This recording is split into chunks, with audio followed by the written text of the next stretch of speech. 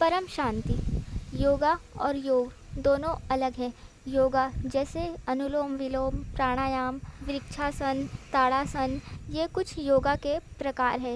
ये करने से आपका शरीर स्वस्थ होता है। ये शारीरिक योगा है, ये योग नहीं है। योग योगा से अलग होता है। योग मतलब जुड़ना। जैसे एक को एक से जोड़ते हैं तो दो होता है, वैसे ही आत्मा का परमात्मा से जोड़ना यानी योग करना। गीता में कई प्रकार के योग बताए गए हैं, जिनमें से कुछ है भक्ति योग, ज्ञान योग, राजयोग और कर्मयोग। भक्ति योग यानी जब हम अपने ईश्वर की आराधना करते हैं, यानी लोगों को दिखाने के लिए नहीं कि हम एक बार मंदिर जाते हैं हफ्ते में या महीने में या पूजा पाठ करते हैं, वह नहीं। जो मन से भगवान को प्राप्त करना चाहता है, भगवान की आराधना करता है, भगवान से मन से प्रेम करता है, वह मंदिर जाता है, पूजा पाठ करता है या नहीं भी जाता है, अपना जो भी कार्य करता है उसमें वह भगवान की भक्ति निरंतर मन से करता रहता है। तो जो वो उसके मन में भाव उत्पन्न होते हैं, वो भाव है भक्ति के, वो होता है भक्ति योग। यानी वो भाव के जरिए भगवान से जुड़ रहा है, ईश्वर से जुड़ रहा है, तो वो होता है भक्ति योग। और दूसरा है ज्ञान योग। ज्ञान यानी लौकिक का ज्ञान नहीं, वेदों, शास्त्रों, उपनिषदों का ज्ञान। जो ईश्वर ने ज्ञान दिया है, सत्य का ज्ञान, आत्मा को जानने के लिए जो ज्ञान दिया गया है, वह ज्ञान पढ़ते हुए, ज्ञान लेते हुए जब हमारे बुद्धि का विकास होता है, बुद्धि खुलती जाती है, तो भगवान से जुड़ते जाते हैं, ईश्वर से जुड़ते जाते हैं, वो होता है ज्ञान योग। राजयोग यानी वेदों शास्त्रों का सब राज जानना, विश्व के आदि मध्य अंत का राज जानना, वो होता है राजयोग। लेकिन सबसे श्रेष्ठ है गीता में बताया गया कर्मयोग।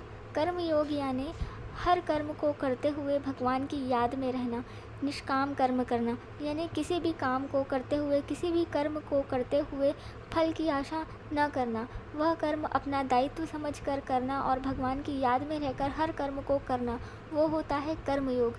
कर्मयोग करने से हम किसी भी कर्म में बंधायमान नहीं होते और मृत्यु के पश्चात भगवान को प्राप्त करते हैं, भगवत प्राप्ति होती है।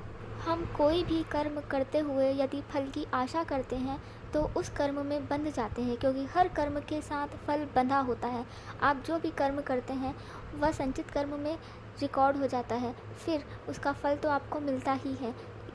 ये जीवन आपको पिछले जन्मों के कर्म की वजह से मिला है, यानी इस जीवन का भाग्य पिछले जन्म के कर्म की वजह से है, और इस जन्म में जो आप निरंतर कर्म कर रहे हैं वह आपका अगला जन्म निर्धारित करेगा।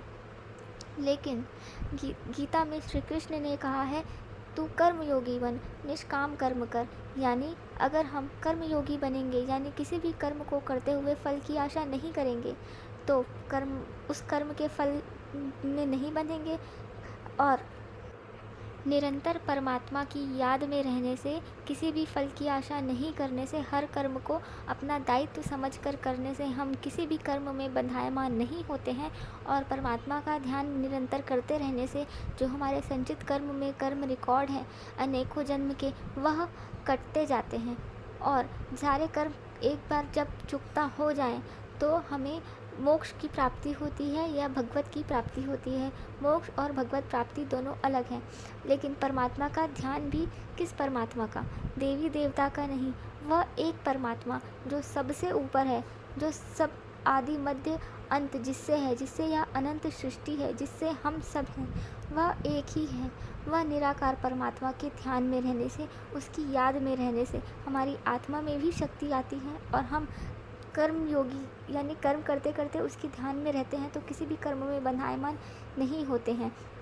इसीलिए श्री कृष्ण ने गीता में कर्म योगी जीवन बिताने को कहा गया है, तो वो तुम्हें उच्च से उच्च पद देंगे, यानी परम धाम जहाँ इस ब्रह्मांड का रचयिता रहता है।